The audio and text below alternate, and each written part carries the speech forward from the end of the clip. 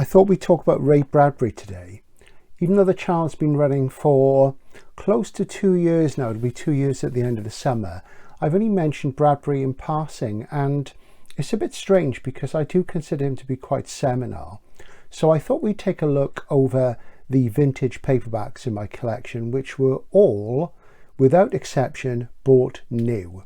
They were mostly bought in the early 1980s when I was reading a lot of Bradbury, and I did kind of get off Bradbury in the late 80s as I felt his work had rather gone downhill, but we'll come back to that.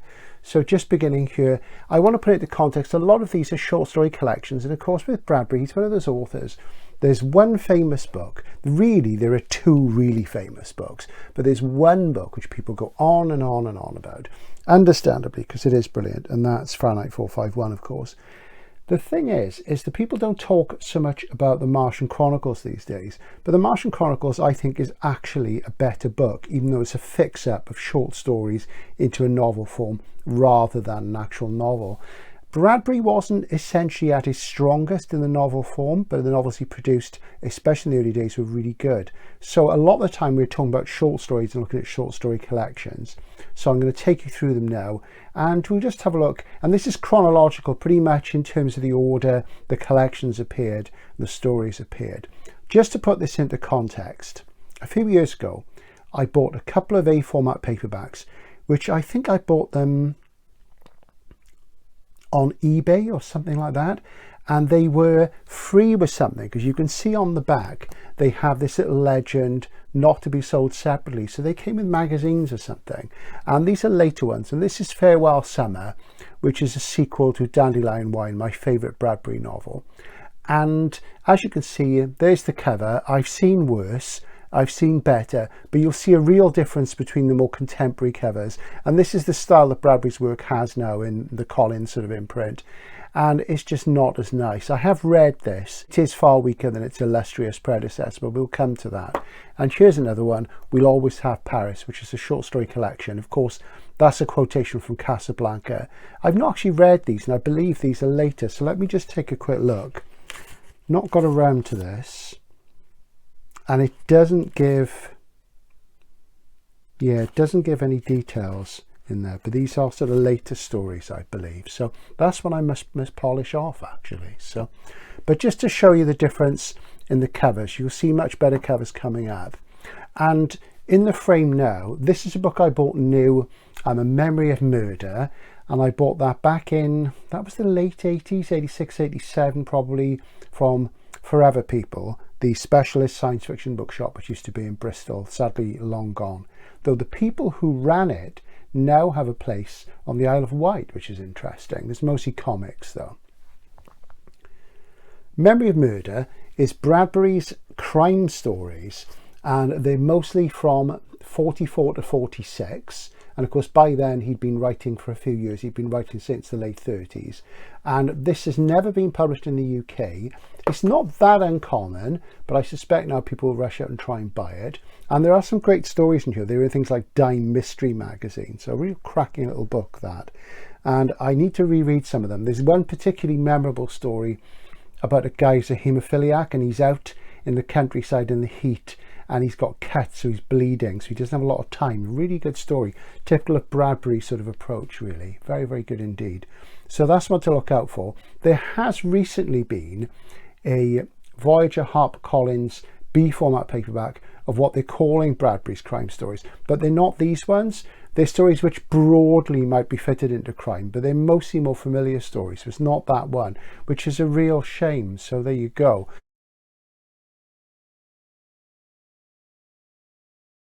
But yeah, Memory of Murder, one to watch out for. What I've done then is I've looked at the collections I have, and as I say, I've put them into chronological order, including the novels. And even though this wasn't published till the late 70s in this form, this is The Small Assassin, and these are all Panther, Granada, Grafton paperbacks. In fact, I think they're all Granada. All the British ones are Granada, because Grafton didn't become a thing until I think it was 86, even though the reference sources say 83 is not, because I have books from those years and you can see plainly they're still Granada, they're not Grafton. So this is an interesting one because a lot of the stories in this were in Bradbury's first collection, which was called Dark Carnival, which was supposed to be reissued in the UK for the first time in, gosh, a very, very long time, decades and decades, at least 40 to 50 years. And it was supposed to come out in a B format paperback. It's been delayed, and I think it's coming out this summer now. I hope I haven't missed it. I must check it out and reorder it if I have.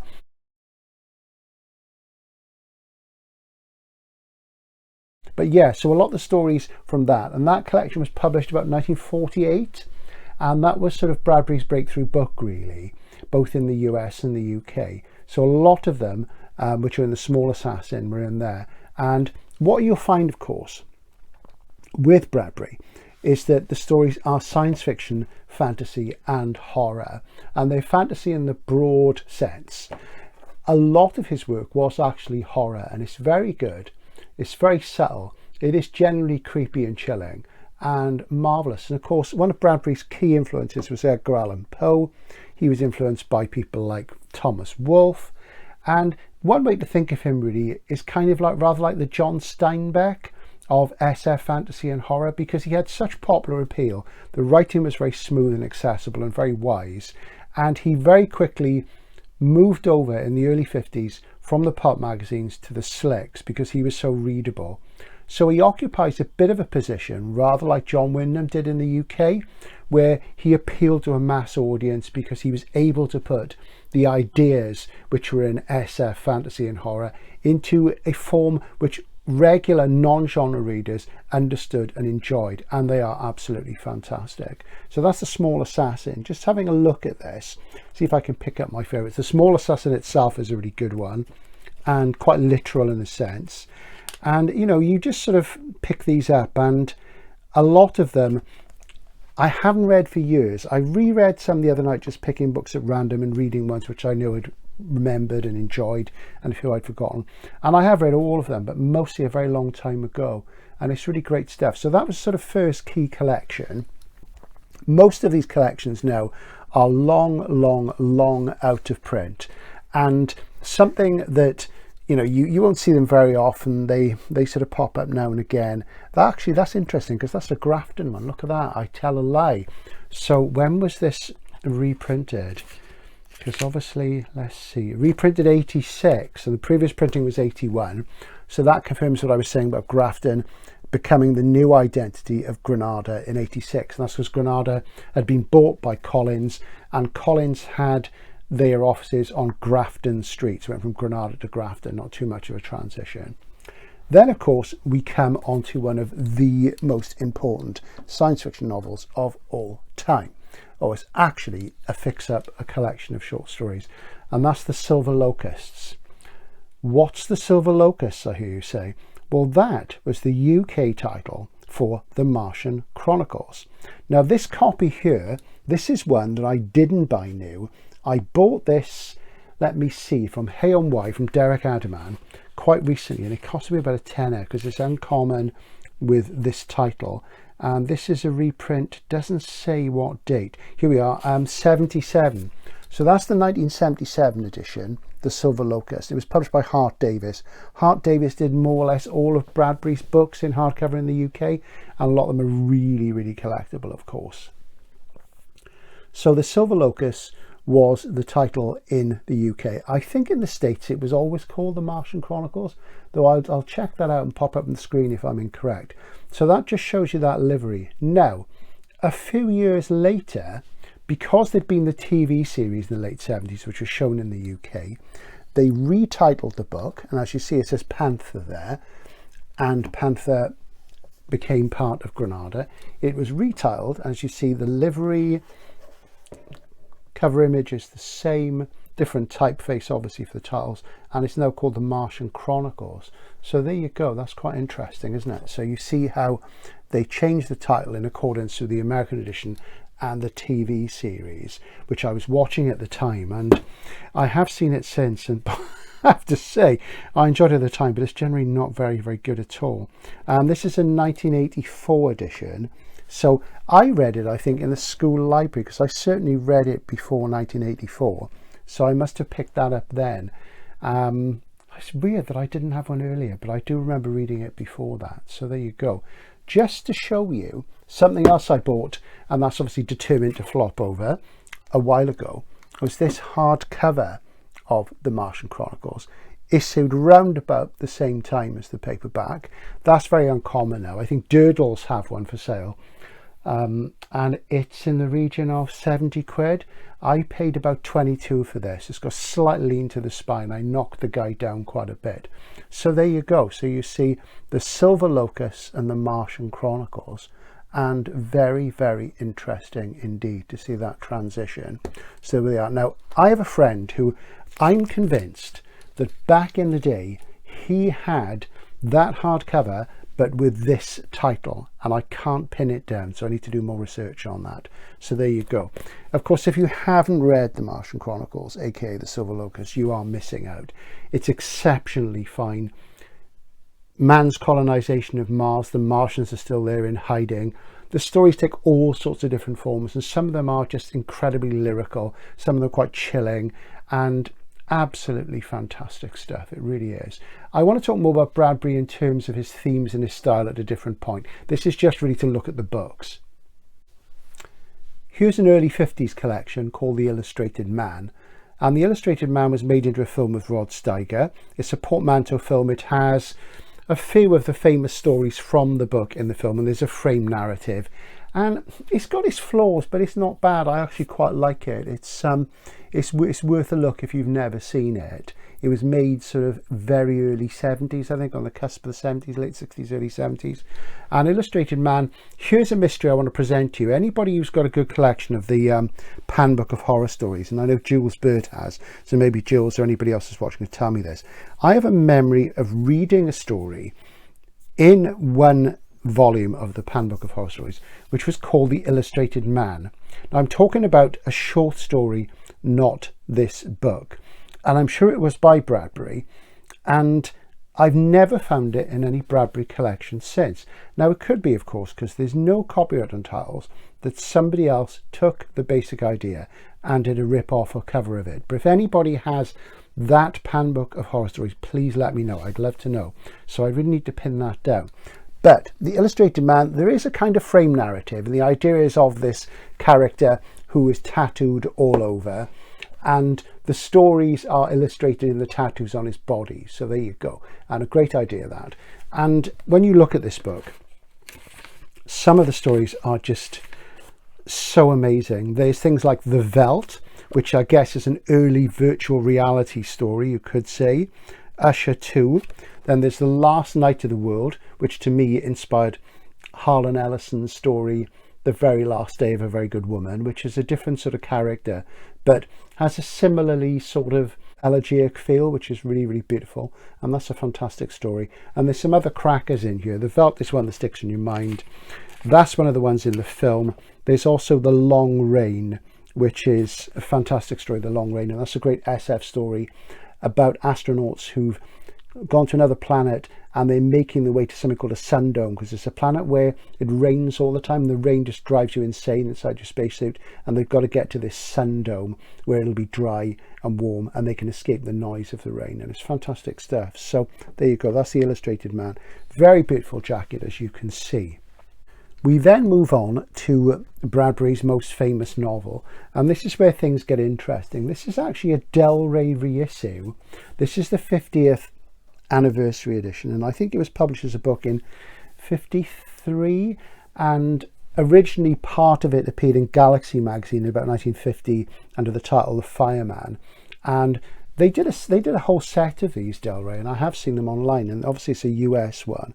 Really, really beautiful, and I got this in work. That's really, really beautiful. And October 1953 was the first edition, and of course there was the limited edition was issued at that time, which was the one bound in asbestos. Yes, bound in asbestos. If you look online, you will see pictures of it. And of course, it's a very dangerous book to own because it's carcinogenic, which is kind of ironic because the book itself is dangerous, and that, of course, is the premise of the gentle dystopian society that's depicted in Fahrenheit 451.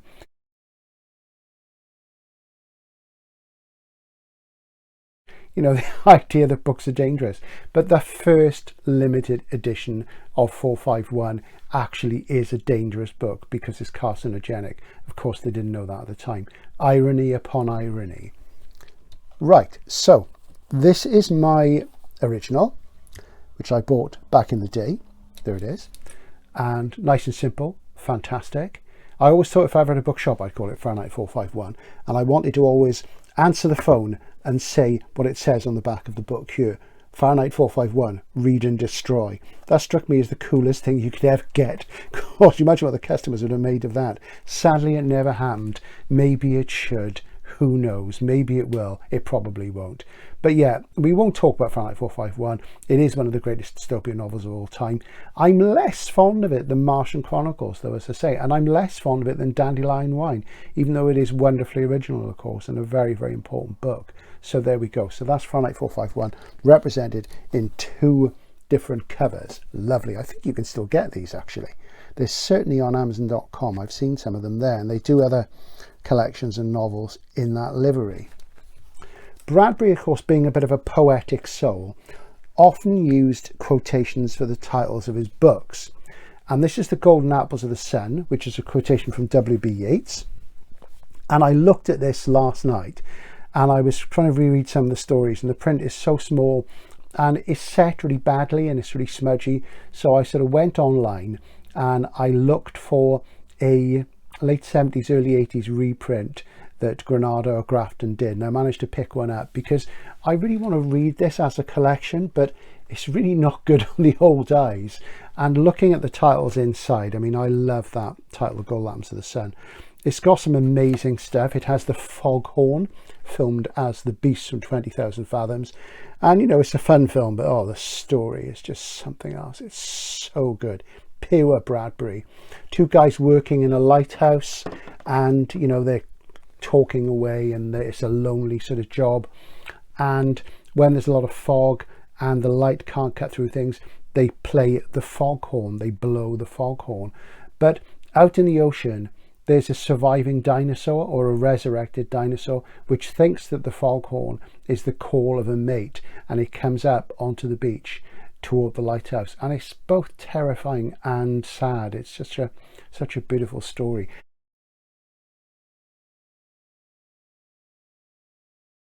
There's other crackers in here as well. I think The Pedestrian is in here as well. Let me just have a look. And yeah, The Pedestrian, which is just fantastic. It's such a good collection. The Pedestrian is the one about the chap who goes for a walk. It's the future. He goes for a walk in the night just to sort of take the air and enjoy the stillness of the evening and what have you. And then he gets arrested by an automated police car. Shades of early Philip K. Dick in that. I imagine Dick read that and enjoyed it. And again, it's a really good, subtle dystopian story about, you know, how having your own life, doing your own thing, not being the same as everything else would be a problem in a dystopian society. Great stuff. It also has the very wonderful time travel story in it, one of the greatest time travel stories, A Sound of Thunder, which is the one about dinosaur hunting. And there's a very bad film of it. It's this wonderful, wonderful story. And the ending of it, oh God, it really is quite something. Such a cool story. If you like dinosaurs, if you like time travel, and wow, you know, not many people ever topped that one for a time travel story. Great stuff. The Golden Apples of the Sun, with The Pedestrian, The Sound of Thunder. Marvelous, marvelous, marvelous stuff.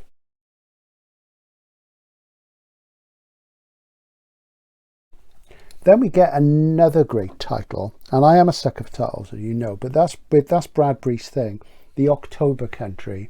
This collection first appeared in 1956 and has such classics as The Scythe, which is just such a great horror story, and it's the sort of thing that Stephen King would be massively influenced by. It's about a man and his family. They're driving across America, and you get the sort of feeling that it's the time of the Depression, and they've taken a wrong turning and the car just runs out of gas, and they just happen to stop by a house, and the man goes inside and he finds there's an old gentleman there who's dead, who's lying in his Sunday best, and there's a will. He's written a will, and he's willing the house and everything to whoever finds him, and the family move in, And it's a farm. It's not just a house. There's a farm around, lots of farmland and lots of wheat.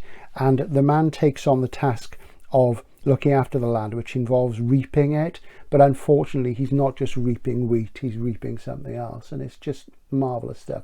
And it makes me think of Blue Oyster Cult's Don't Fear the Reaper. It's just really, really good. And the October country, that sort of sense of the fall, of the autumn, of the coolness, of the leaves changing colour, of the beauty of autumn, but the end of the summer and the birth of the darkness of the winter. And that's all there in the October country. Another great story, and this a typical throwaway Bradbury story, is The Jar, which is a fantastic one. You know, he could take these simple little titles and little scenarios and just build these wonderful little narratives. It's pure old-fashioned storytelling, but it's utterly timeless. There is a sense in which Ray Bradbury never ever grew up. He was obsessed with dinosaurs, Mars and ancient Egypt. He was once asked what the most interesting things in the world were, and those were his answers. And, you know, he retained the wonder of life, which we lose as we become cynical. And, you know, it's very easy to criticise him, say he was old-fashioned, fuddy-duddy, he was a bit soft, what have you. But, you know, Bradbury had a love of life and a love of writing and an ability just to sort of conjure wonder and to sort of take you out yourself and make you look around and realise that, you know, the world is a magical place, you know, and he really, really was special at that. You know, he never would have written some sort of downbeat urban narrative. That wasn't his thing. He did do darkness, but he did it in a very poetic way. And Dandelion Wine, with this rather sort of dangerous looking cover here, is a beautiful example of one of the key things in literature, particularly in American literature, which is the coming of age story. This is a novel, and it's a story of a young man called Douglas Spalding, and it follows him from the beginning of his last summer as a boy into his first autumn as a man. And it's absolutely beautiful. And Spalding is off school. It's the summer holidays. He's hanging out with his friends, playing in the countryside in the fields and what have you. But his mind is still full of fantasies and possibilities, and he keeps seeing dark, mysterious things where there aren't any, or maybe there are. And it's a really wonderful story about imagination and how the youthful mind is full of wonder and is able to see things that sometimes adults can't, and that transition that happens. And it really is a beautiful, beautiful lyrical book. Fantastic stuff.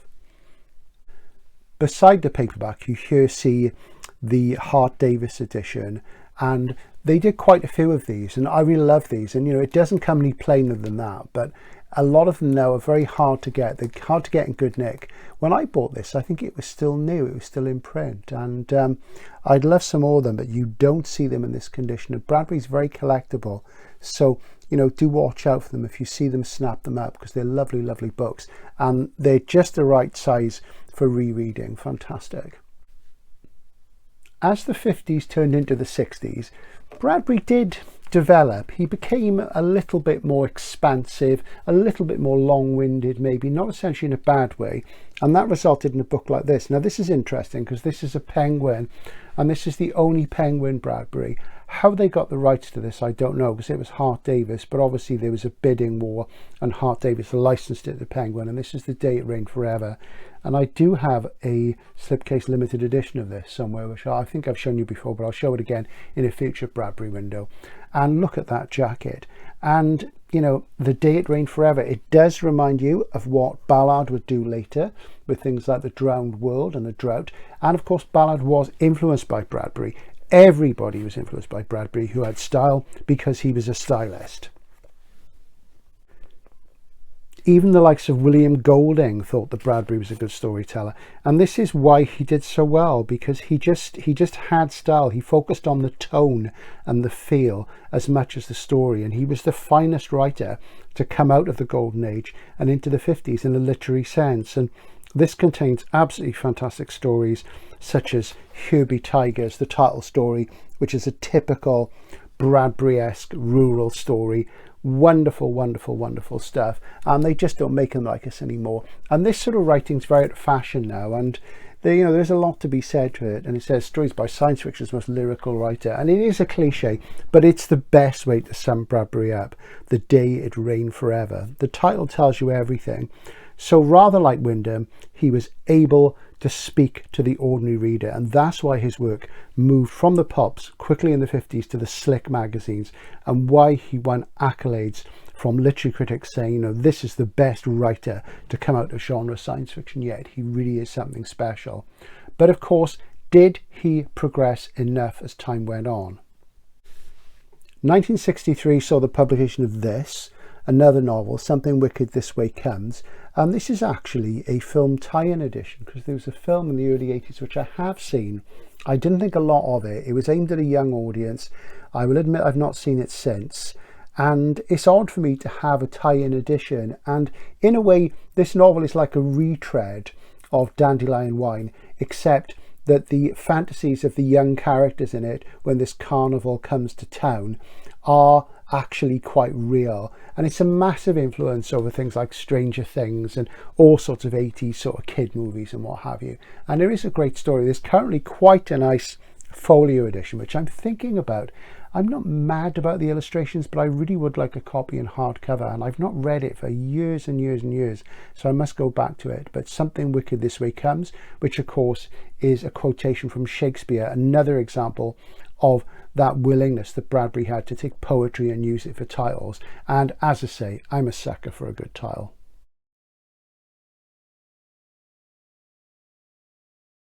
Here's another one with a quotation for a title, but I can't for the life of me remember which poet it's from. The Machineries of Joy. But what a title there is. And look at that, you've got a Tyrannosaurus Rex there on the cover. Not a T-Rex, I don't say T-Rex. Let the words roll off your tongue. Why would you say T-Rex when you can say Tyrannosaur, Tyrannosaurus Rex? It's so much more beautiful. And that would have been Bradbury down to the core, really. And there's a great story in this called Tyrannosaurus Rex, which is fantastic, which speaks of Bradbury's love of the dinosaur. And, you know, at this point, he's getting some really quite funny titles. There's one title in here, which is Boys, Raise Giant Mushrooms in Your Cellar, which is a good little horror story. Really like that, you know. And he was witty as well, gently witty, you know, and sort of, he didn't poke fun. He had broad knockabout comedy. And of course, by this point, he'd gone to Hollywood, and he'd written the screenplay for Moby Dick for John Huston. He'd spent some time in Ireland, and he developed this bit of a tinge where he got sentimental about the old Irish Blarney thing, and that entered his writing, but you know, with a good effect. You know, he liked larger than life characters, knockabout situations, and he did them very well and very deftly. The Machineries of Joy, which is the machinery that you get with Bradbury, really. Now here's a Bradbury collection from the late 60s. This is an 80s, mid-80s sort of reissue, which never really had much in the way of a British edition. This is an American paperback, as you can see. It's a Bantam paperback. I bought this about 86. And this is I Sing the Body Electric, which is a quotation from Walt Whitman, a great American poet. And this is one that I need to reread. There are some good stories in it, including the title stories. The Man in the Rorschach Shirt is a good one, I seem to recall. But again, it's that poetic sensibility, and Bradbury could just pump these things out. So as you see, across his career, from the late 30s, the early 40s, when he starts to get published more, and you go right up until the very end of the 60s, there's very few novels. There's only 4 novels. It's all short stories, and obviously he did pretty well out of it, you know, so more power to him. But I Sing the Body Electric, what a great title. Another book with a very checkered UK publishing history was The Halloween Tree, which I would say is a children's book, really. And again, I bought this late 80s. There wasn't a UK edition for decades and decades. The Halloween Tree and I Sing the Body Electric were paperbacked in the UK, I think in the 90s, maybe a bit later. And that's a really sort of rollicking tale. It really thunders along, and it's set on Halloween. It's got lots of kids in it. And again, you know, it's great fun and very beautiful. But I do believe, from my point of view, it's kind of a minor Bradbury. And I guess it was aimed at young readers, but I don't really know a lot about the publishing history of it. But it's one that you don't see very much at all, really. For me, classic Bradbury comes to an end with this collection, Long After Midnight, which, again, that title, Long After Midnight, it tells you everything you need to know. This was published in the late 70s, about 77, and for me, as I say, it's the dividing line. There was great stuff after that, but I really felt that in the 80s he wasn't cooking on all cylinders. It was quite a while between this and his next collection, which I think was the Toynbee Convector, which is quite a long time, and I can see it. You can't see it, it's up on my shelf up above me, and that I think was the late 80s, and I don't think there are any collections in between apart from retrospectives that combined, you know, new stories. He also wrote 2 crime novels in the 80s, very Chandler-esque things, which again I wasn't so impressed by, but I would like to go back to. But Long After Midnight, look at that jacket, they do not make them like that anymore. And what a title. I mean, the effort that's gone into that. And it's so simple and yet so eloquent. That's the answer in really good writing. And that's the thing, it's quality of prose. It's dedicated to William F. Nolan, actually, who co-wrote Logan's Run. That's interesting. And let's see what's in it. And yeah, there's some good stuff in this. Have I Got a Chocolate Bar for You, which is one of his Irish stories. And I looked through it, and the stories in that, the ones that I recall and the ones I've reread recently, are not as memorable as, say, the ones in collections like Golden Apples of the Sun, The October Country, The Illustrated Man. So if I had to pick one collection, what would I go with? I think it would probably be Illustrated Man, maybe Golden Apples of the Sun. And looking through these A format paperbacks, I found that I really wanted to reread them, and because they're little books, it wasn't a comfortable experience. And you know, the printing, as I say, on Golden Apples wasn't that great. So I really need some hardcovers for some rereading, and I want to preserve these paperbacks as best I can. That's the Hart Davis Long After Midnight from 77. It's the only other one I've got, and very, very beautiful. So I went online, I had a look on eBay, I had a look at eBay on ABE, and I managed to pick up 80s Granada Grafton reprints with very, very plain navy blue liveries of the Golden Apples of the Sun and the Illustrated Man. I'll be watching out for more. So that's a look at Ray Bradbury in vintage paperbacks, what they looked like when I read them as a young man. And you know, you really can't say enough good about them. I'm a great believer in what Scott Bradfield says, that when you read short stories, you should read them in the original collections they were in rather than collected things, because they're just not the same, and it's often too much. A nice little book, you know, like this, which has a handful of stories in, is just enough, really, and it gives you more than a flavour. It gives you a taste, and it leaves you wanting more rather than wanting less. I'm just going to backtrack a bit and flip these to one side and show you some omnibuses which are at the bottom of the pile, which you will have seen earlier on. And these are the 2 omnibus editions that Granada did, and they're not really omnibuses, they're collections, because what they did this sort of stories of Ray Bradbury 1 and 2, and they're mostly in the other collections, and they're really beautiful, as you can see, and they're long out of print, and these are like huge. Just have a look. This one is like 700 pages, and this one is probably 700 pages again. Yeah, they're absolutely massive. And even though I have read these all the way through, so you know, there were lots of stories in them I'd read before, you know, it's not quite the same. So, but you know, if you do see these, do pick them up, because there's something about the plainness of those liveries that's really appealing. So there you go.